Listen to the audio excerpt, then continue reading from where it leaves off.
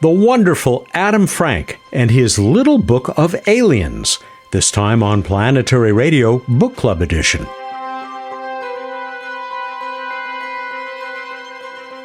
Hello again, everyone. I'm Mat Kaplan with more of the human adventure across the solar system and beyond. Back for another visit with an author who captured the imaginations and minds of Planetary Society members in our online book club. This time, it's astrophysicist and astrobiologist Adam Frank, whose latest book is absolutely delightful. You'll hear more about Adam as we bring you my December 2025 conversation with him that was live-streamed in the Society's member community. You can also watch it on our website and YouTube channel.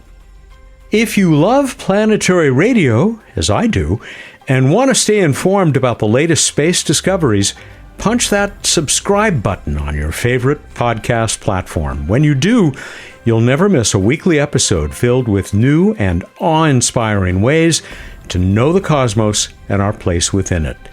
You'll also get our Space Policy Edition and the book club. Let's get started with Adam. Adam Frank, welcome to the Planetary Society Book Club. Hello, everybody. Here's a bio. His very illuminating and entertaining blog is Every Man's Universe. Today's entry is about one of my new favorite shows, Pluribus, and whether being part of the hive mind is a good place, is a happy place. Remember that Captain Picard said resistance is never futile, or was it Guinan? I forget. You can also check out his website, adamfrankscience.com. He's an astrophysicist, among many other things. He holds the Helen F. and Fred H. Gowan Chair in the Department of Physics and Astronomy at the University of Rochester. In 2021, he was awarded the Carl Sagan Medal for Excellence in Public Communications by the American Astronomical Society. And anything with our co-founder's name on it is great by us. 2 years earlier, his book, Light of the Stars, was named the best book in science by the National Honor Society. I'm especially impressed, Adam, that you were the science advisor to Marvel's Doctor Strange, which is, if I had to pick my favorite Marvel character, he'd probably be it. So once again, welcome, Adam Frank. Thank you. Great to be here, and I look forward to our conversation. Do you still feel that passion, beauty, and joy for all this stuff? Yeah, no, that's the great thing about science is that I always feel it every day. I wake up and, I can't wait to get more science. And a lot of the work I do now often is pushing back against so much of the pseudoscience and science denial that is happening, which drives me crazy. And, the thing I'm always trying to tell people is like, the real science is so much better than the quote unquote fringe science, of which there is no such thing, that if people, took a minute to look at a leaf and consider what's going on with photosynthesis, that would be way cooler than whatever wackadoodle things they're thinking about, in terms of, conspiracy theories and UFOs.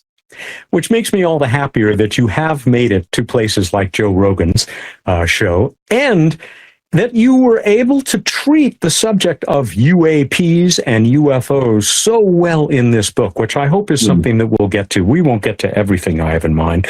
Well, let's talk SETI. Has it been satisfying to see SETI go in your professional lifetime from nearly pariah status to an accepted line of research?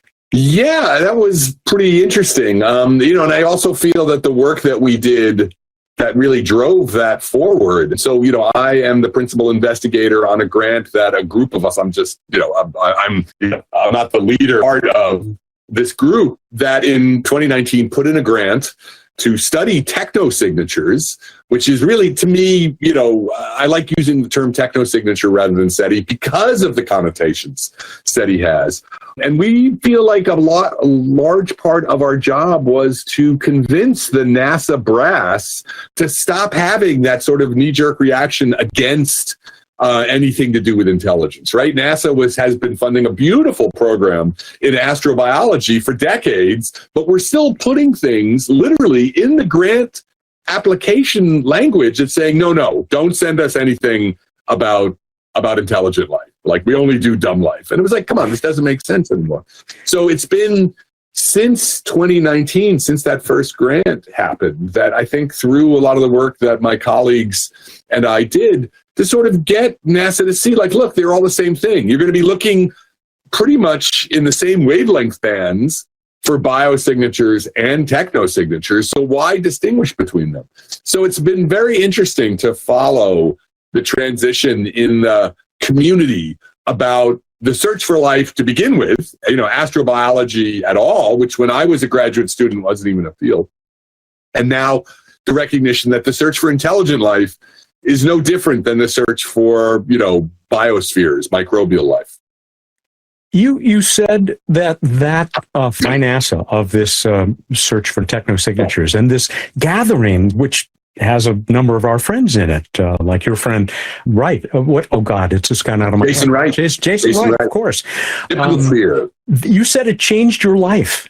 It did, because, before this, I wasn't really involved with SETI professionally. I had, Woody Sullivan, one of the great pioneers, what I call the second generation of SETI. Your mentor, wasn't he? He was one of my men. He was not my PhD advisor, but that was Bruce Ballack. But I taught a class with Woody, and I loved Woody. I loved talking to him. I loved his broad thinking.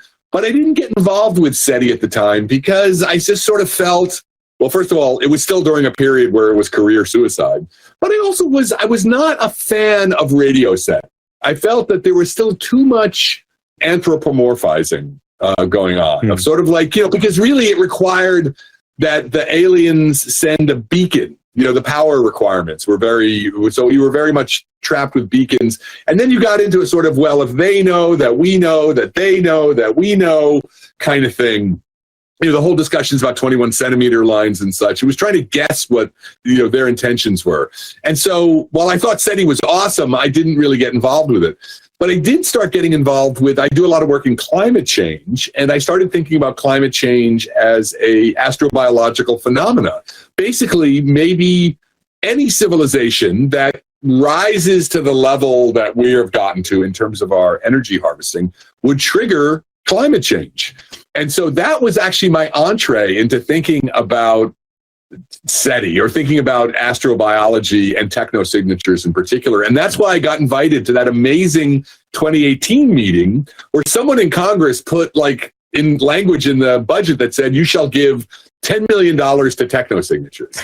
And NASA was like, okay, what do we do with that? So they convened a meeting, and it was 3 of the most amazing days, because here are all these people who, have been on the fringe, at least their interests have not been part of the funding scheme. And now suddenly NASA's saying, what would you do if we gave you this money? And we had so much fun in that meeting, talking about everything. And out of that was born not only our grant, but other programs as well. It was really, I think, the initiation of the modern era of technosignatures in SETI.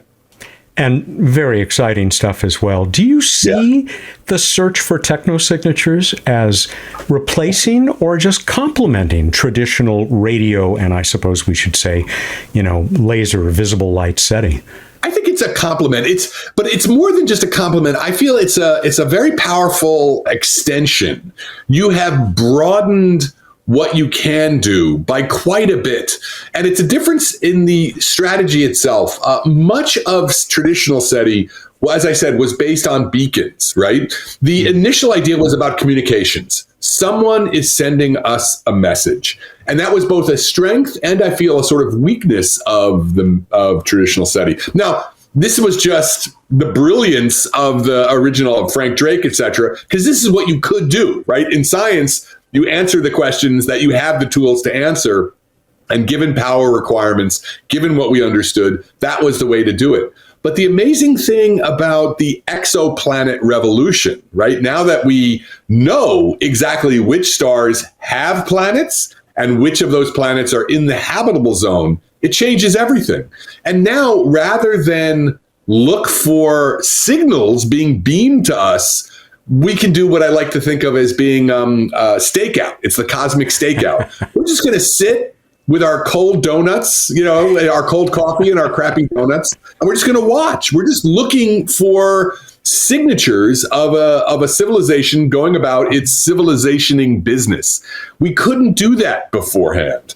And now we can. With optical, infrared, all these different wavelengths, we can just stare at planets and look for evidence that there's a civilization going about its business there. In fact, you say, finally, we're ready, we're able, we're going to do it. Right. I'm also thinking, we mentioned Jason Wright, and I know that his team at Penn State, you talked about the study they did of how much we've actually completed a survey so far. And the answer is kind of both shocking and encouraging if you're one of those who looks forward to finding that we're not alone.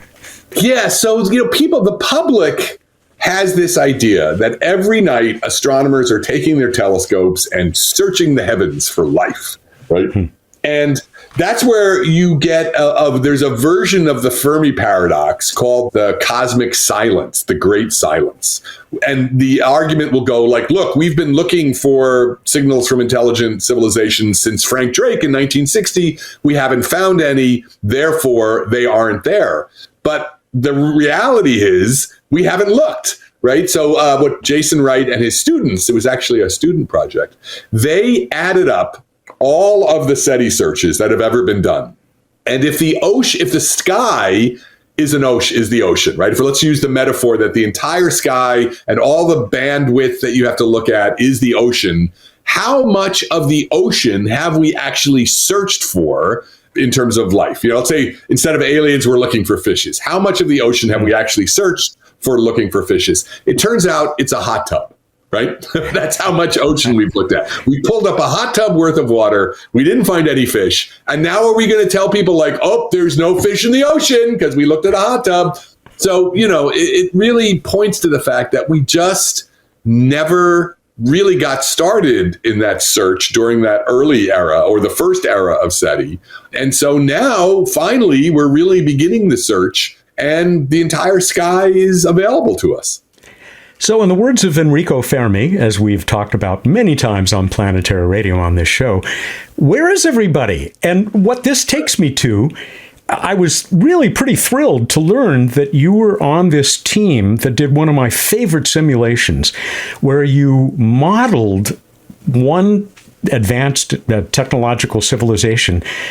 And let's say that its technology is not too far beyond ours, and how quickly they could move across the galaxy. Talk about that.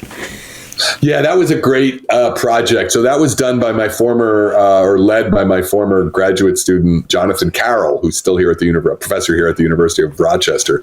And we took what's called agent-based models, and we made a model of the galaxy, and we just allowed abiogenesis. We allowed one planet out of the entire galaxy to form a technological species. And then we had it send out a spaceship. We had it send out a sublight spaceship, not moving very fast. And it crossed, the distance. It chose the nearest star, crossed the distance to that star, colonized that star, and then after a certain amount of time, sent out another ship. And so we just watched. We allowed this to happen. And then I think every certain number of years, it would send out another ship. And we just watched the settlement front, propagate out from that initial site where a civilization had formed. And what we confirmed was what had been known that Fermi realized in that moment of brilliance in 1950, that in a very short time, before the galaxy goes through one rotation, that every star in the galaxy is touched. Every star system in the galaxy gets a visitor that colonizes a planet. So in that sense, the settlement front propagates very rapidly. And if that was all there was to the story, then you would expect that every planet in the solar system or in the galaxy had that civilization, a daughter of that civilization there. That's really what Fermi meant by the Fermi paradox, right? Why aren't they here now? And of course, if you believe in UFOs, then you're like, well, they are here now. But if you don't believe that, then you have to come up with an explanation. Why aren't they here now? And one of the things that we found was if you allow civilizations to die, right? Which, every civilization has a finite lifetime. Then what happens is you end up with a steady state where civilizations are constantly dying, but then they are being replenished by new colony ships. And it turns out that for different sets of parameters, you can get big holes lasting for hundreds, millions of years, tens, 20s, millions of years. So it may be that Earth was visited, and had a colony 50 million, 100 million years ago, but there'd be no evidence of that colony anymore. So, if all the assumptions that go into the Fermi paradox are true, that people want to colonize, that interstellar travel is relatively easy to do, still you end up with the possibility that, or with a condition where we are now, where we have no evidence of any aliens here now, and we don't see any in our near, in the neighborhood. So you can have big unoccupied holes for geological timescales. Well, let's hope that humanity beats the odds. Did you ever read that classic science fiction book from many, many years ago, A Canticle for Leibowitz? And it's civilizations that reach a certain level of technology and then destroy themselves and then go through another dark age and rebuild.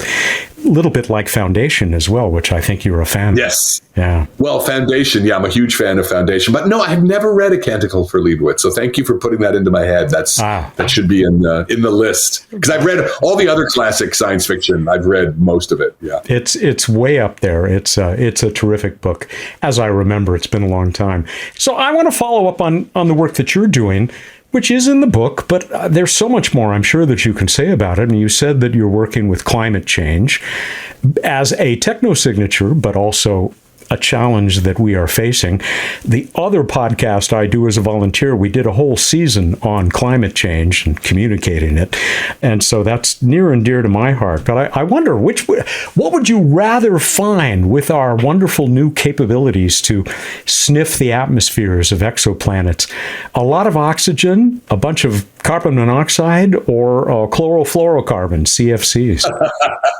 I'm shooting for chlorofluorocarbons, right? So that was one of the first papers that our group did, is we showed that chlorofluorocarbons, which are a chemical that we don't think there's any way for nature to produce. Like if you see chlorofluorocarbons in an atmosphere, that is going to be very strong evidence that there's a technological civilization there.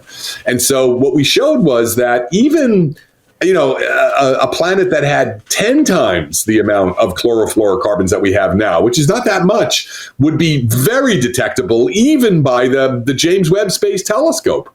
So, that's a real nice example of a chemical technosignature that could be in a planet that would be detectable. And of course, people say well, that's atmospheric pollution. What if they don't have pollution? But actually, you might put chlorofluorocarbons in your atmosphere on purpose, right? Because it's a great greenhouse gas. Yeah. So if you wanted, for example, to terraform Mars, if you wanted to make Mars warmer, you would pump Mars full of the atmosphere full of chlorofluorocarbons. So terraforming is actually, and our group has done a couple of papers on this, terraforming is a very nice example of a potential technosignature. You should be able to see evidence for either terraformed planets or ongoing terraforming from hundreds of light years. Much more from Adam Frank is coming right after this break. Hi, y'all. LeVar Burton here. Through my roles on Star Trek and Reading Rainbow, I have seen generations of curious minds inspired by the strange new worlds explored in books and on television. I know how important it is to encourage that curiosity in a young explorer's life. That's why I'm excited to share with you a new program from my friends at the Planetary Society. It's called the Planetary Academy, and anyone can join. Designed for ages 5 through 9 by Bill Nye and the curriculum experts at the Planetary Society, the Planetary Academy is a special membership subscription for kids and families who love space. Members get quarterly mailed packages that take them on learning adventures through the many worlds of our solar system and beyond. Each package includes images and factoids, hands-on activities, experiments and games, and special surprises. A lifelong passion for space, science, and discovery starts when we're young. Give the gift of the cosmos to the explorer in your life. So, what are some of the other things that we ought to be looking for in terms of technosignatures? I mean, you mentioned Dyson spheres, and I know that there was that search a while back for the infrared that they would give off, right? And we apparently didn't find any. By the way, would you actually like to watch a Dyson sphere go off kilter and run into its star, as you said in the book? It would be quite a show, but no fun if you're on the sphere. Yeah. That would be awesome to watch. But that's why it's probably not a sphere. I think even Dyson acknowledged it's not a sphere, it's a swarm. It would be a swarm of not a rigid body. The other examples of technos, I'm not a huge fan of the Dyson sphere. I think it's possible, but it's not clear to me that everybody would build a Dyson sphere. I mean, what's interesting when you look at SETI is that the first generation of SETI theorists, Sagan and Kardashev and Dyson, they were all, sort of entranced by a certain kind of science fiction. They were all reading the same science fiction stories, the same ones you and I read, right? Yeah. And it led to a kind of very particular way of thinking about what civilizations would do. And this is the most important, I think, work that we have to do right now in the community, is to get beyond sort of the physicists doing history or anthropology, right? Because something like a Dyson sphere, it's a giant project that would require, decades, centuries. Would any civilization do that? Do we have examples in our own history of civilizations doing that? I'll tell you a funny story. In the very famous Bakunin meeting in 1974, I think it was, Carl Sagan and the Russians organized a SETI meeting in the Ukraine. And they invited lots of people, and they invited one historian. He was a historian from the University of Chicago. And everybody's up there giving their talks, all these scientists talking about, well, civilizations will do this when they get more advanced, and they'll do that when they get more advanced. And at one point, the historian stood up and said, no civilization in history has ever done anything like that. And they were like, oh, you're in the humanities. You don't know what's happening. Forget you. And I think that's really something we need to sort of rethink. We need to really talk to our colleagues in history and anthropology to at least get an idea of okay, what have human civilizations actually done, right? If we're going to try and generalize, let's at least be accurate about what, human civilizations have been done. So that's why Dyson spheres, I'm not sure that anybody would build a Dyson sphere, but things like you would be able to see artificial lighting, right? If a planet, if you had a Trantor-like planet, and I love this word, an ecumenopolis, a city planet, then the artificial lighting would show up in the spectra from that planet.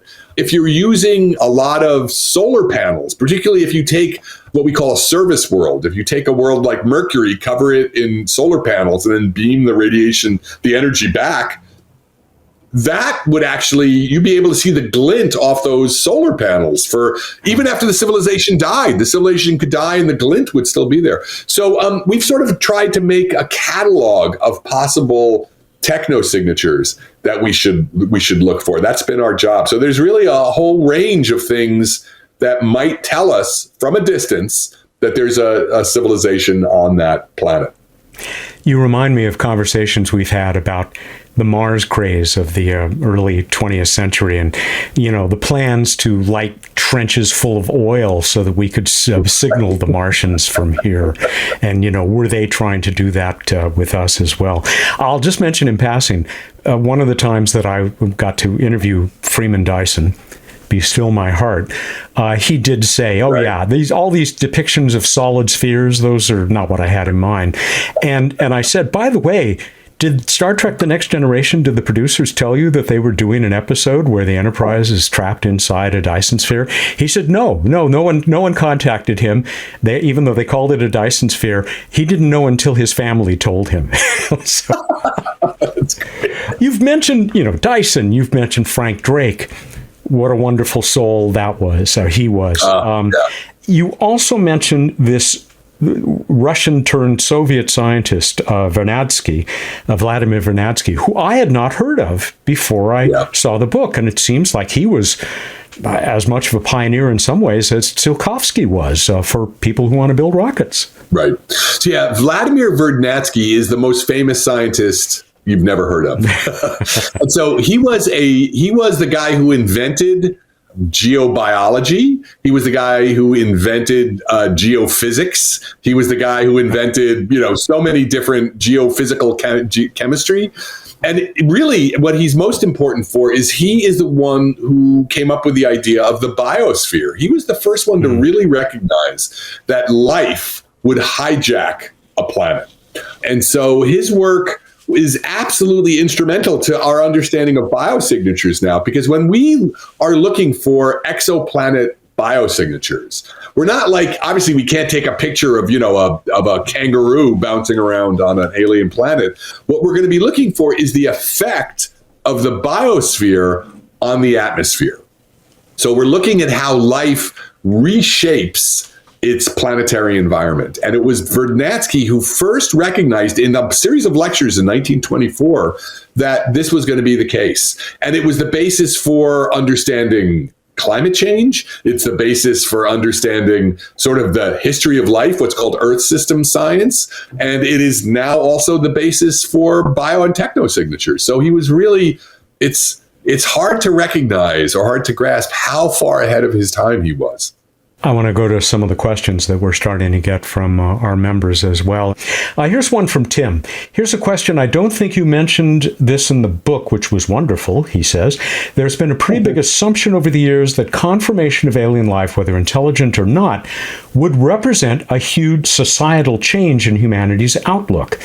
Something our boss Bill Nye also agrees with. Now that we've made a lot of progress towards actually being able to find real evidence one way or another, and that we've seen 60 plus years of mass media aliens, do you still think that's true? In other words, when ET says either phones us or we find life, I don't know, bacteria on Mars or something much more sophisticated, do you think it will be as big a deal as we sometimes have been told it would be? Yes. I think it would be one of the most important moments in human history, even if it's bacteria, because this is the weird thing, or this is the important thing.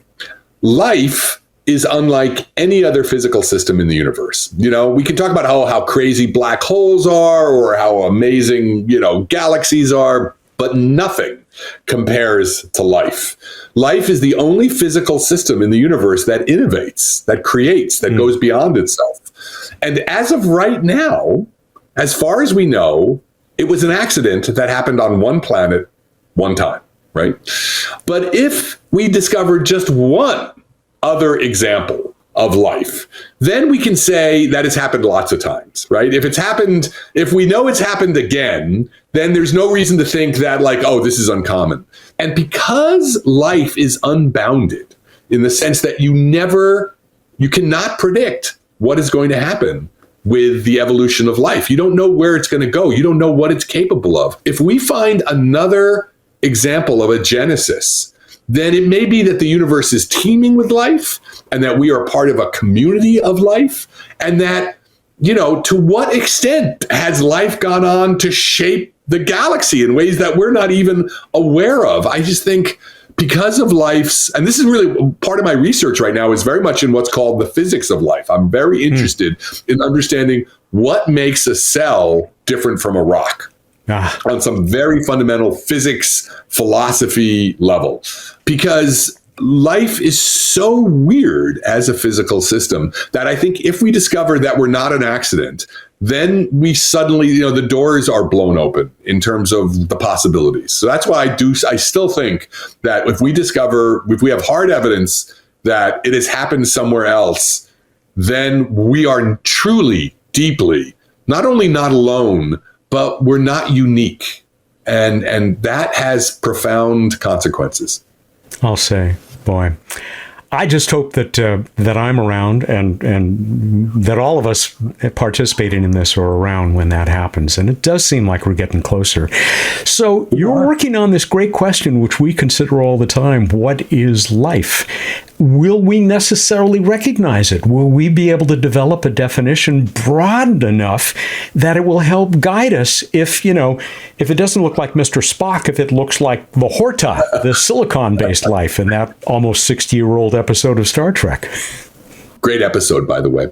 I think that also is the frontier of the field. So what is called agnostic biosignatures and technosignatures, that's really where the field is at now. We spent 20 years sort of like really thinking about how Earth's evolution could imprint, signatures on it that, if something similar happened somewhere else, we might be able to find. But now people really recognize we need to go beyond that and ask questions about not so much the particular instantiation of the biochemistry that happened here on Earth, but what in general does life do that would leave imprints that we could recognize? So now we're starting to move to like a more abstract level of thinking about life. So for example, Sarah Walker, who I don't know maybe if you've had her on here, you should. Her book. We have had her on Planetary Radio. Yeah, she's great. Yeah, she's great. And so I really love her work, looking for what are called information theoretic measures of life or network theoretic measures of life. So for example, let's say you find a bunch of chemicals in a planetary atmosphere. You can try and go backwards and figure out the network of chemical reactions, like who's reacting with who based on the chemicals that you find. And she did some work that showed that the chemical networks that biology builds are entirely different from those that geophysics builds. So it may be that, you'll be able to look at a spectra from a planet, extract the chemical network from that and say, oh, this is clearly not a abiotic, a random network or a network, chemical network that just rocks alone would form. This has got to be something that life has imprinted. We're also looking at things that are information theoretic. We're looking for ways of looking at how the information measure in the biological signals that may tell you, or in the signals of the chemicals that may tell you that there must have been biology going on. So this is really the frontier that we're working on now. What if it's machine life? Seth Shostak and a lot of other people are beginning to think that, well, that's the natural evolution. Either we're going to be replaced by the AIs, by ChatGPT, or we're going to upload ourselves into them. Doesn't that change the search parameters somewhat? Well, let me say that I am an AI skeptic in the sense. I think these are incredible tools. They are very powerful. But the idea of being able to upload yourself into a computer, I think, does vast injustice to our lack of understanding of what consciousness is. So, I think just like I'm very interested in the study of life, I think part of the problem is that we have this machine metaphor for life. We think that life is just a bunch of biological machinery. And I don't even think we're close to understanding the kind of organizational unity, that's the kind of a technical term, that makes something alive, right? We're not just machines. We are not machines made out of meat. And so that's why this idea of uploading ourselves into a computer, maybe it's possible, but I really think the kind of ways that we think about it are not up to the task of really understanding what it is we are as sentient conscious beings. Nonetheless, clearly, we are building machines that are going to have incredible capacities. So it still is possible that, and of course I could be totally wrong, right? I've been wrong a lot in my life. So, don't be betting on anything I say. But I do think that even if I am right, there's a strong possibility that what we will detect will be machines rather than organic life. But that's okay. I mean, that's fine. We might very well find the machine avatars of a civilization. It'll still tell us that there was somebody built it, right? Whether it's fully sentient in consciousness or not, somebody built it. So it tells us that there is intelligence out there. With just a few minutes left that you've got for us, because we could go for hours and hours, I'm going to bring up, and I hope nobody will be critical of this, the portion of the book that you devote to those people who believe that they're already among us. We mentioned it earlier, those UAPs, now what we call unidentified flying objects, unidentified aerial phenomena. I compliment you for taking this on and for your approach to it. You write, regardless of whether you believe this is what's happening or not, the explosion of UFOs as aliens into global culture has had a profound and mostly negative effect on the scientific search for life beyond Earth. So how do we move forward with this? Because there sure are a lot of folks who think that, they're out there turning on a dime, ignoring inertia and momentum and doing stuff we can't. Yeah. Well, I think, as I say in the book, I am completely open, and I think it would be useful to have a transparent, open investigation of UFOs and UAPs. Let's go collect some data and see what it says. And it would be useful because definitely pilots see stuff and we don't know what it is. My tendency is to think that it's what they call peer state adversaries. But either way, it's there, and we should do the study. And also, it'll show people how science does its work, right? There's so much science denial. Why not take a subject that everybody's interested in, do this, big, open, transparent, study, and show people like, oh, this is how scientists know what they know. That would work for everything, for convincing people about climate change, teaching them how vaccines are made.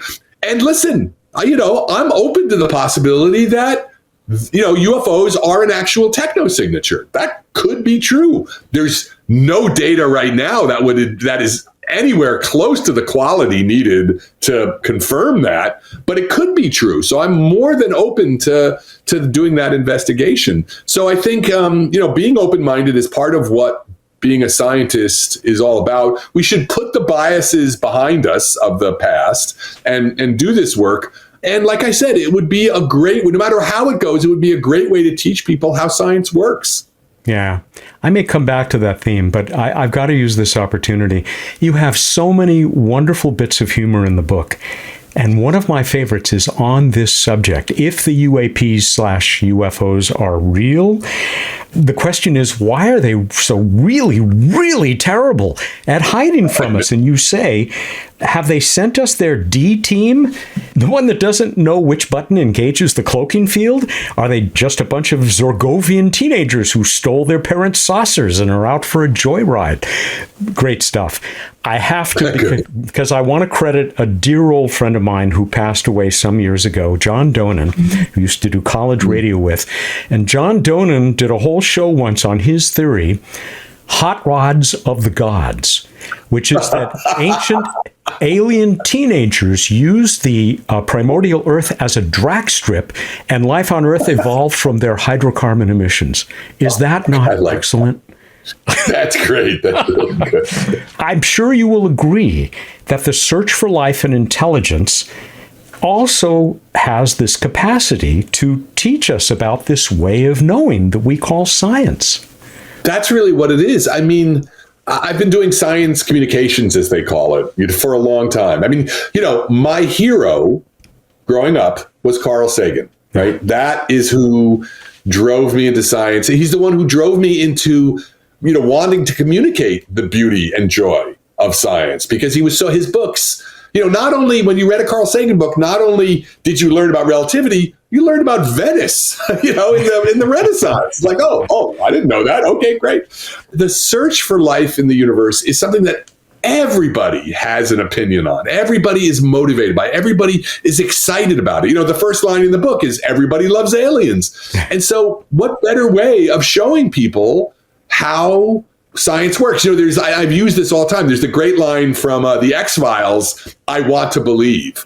Well, the great thing is, no, I don't want to believe. Believing and $5 will get me a cup of coffee at Starbucks, right? Belief is worth nothing in this case. I want to know.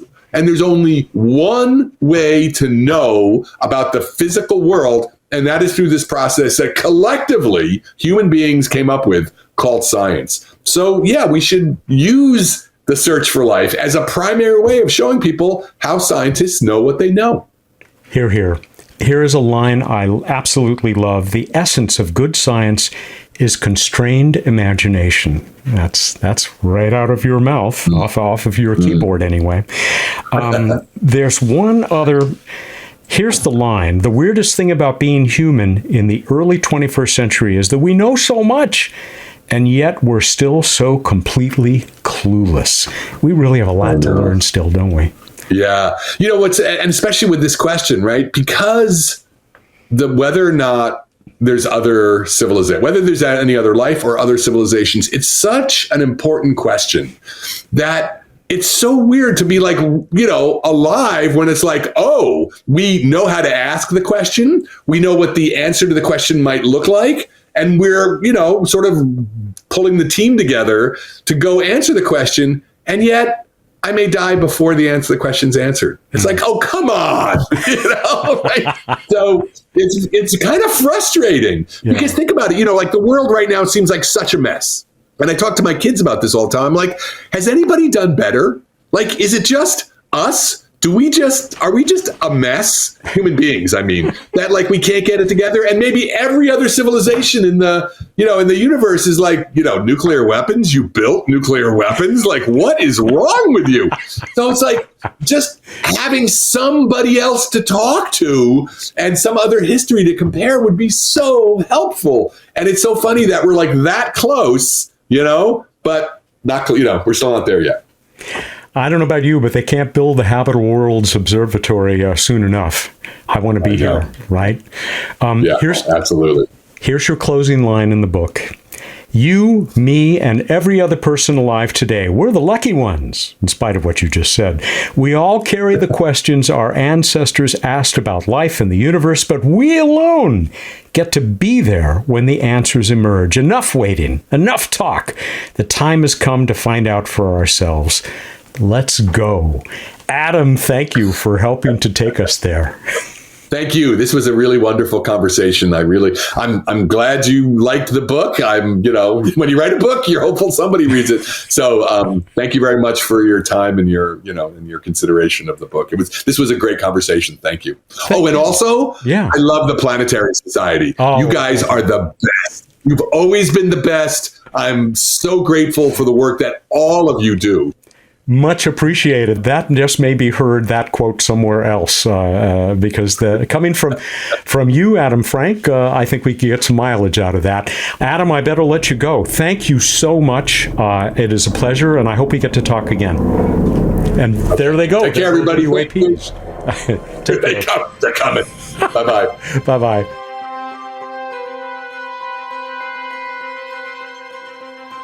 That's it for this month's Planetary Radio Book Club edition. I'll be back on February 21st with my friend, Planetary Society Chief Scientist Bruce Betts. Bruce will talk with us about the latest additions to his Space Science Library for Kids. And Sarah will introduce another regular edition of the show this coming Wednesday.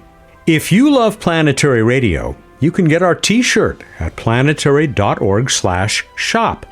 along with lots of other spacey merchandise that will make you the popular kid in your corner of the galaxy. Help others discover the passion, beauty, and joy of space science and exploration by leaving a review and a rating on platforms like Apple Podcasts and Spotify. Your feedback makes a real difference as we share the passion, beauty, and joy, the PB&J of space exploration. You can also send us your space thoughts, questions, and poetry to planetaryradio@planetary.org. Or if you're a Planetary Society member, leave a comment in the Planetary Radio space in our member community app. Planetary Radio is produced by the Planetary Society in Pasadena, California, and is made possible by our mostly human members. You can become one of us at planetary.org/join. Sarah Ahmed is the host and producer of Planetary Radio. Mark Hilverda and Ray Paletta are our associate producers. Casey Dreyer is the host of our monthly Space Policy Edition. Andrew Lucas is our audio editor. Josh Doyle composed our theme, which is arranged and performed by Peter Schlosser. I'm Mat Kaplan, Ad Astra.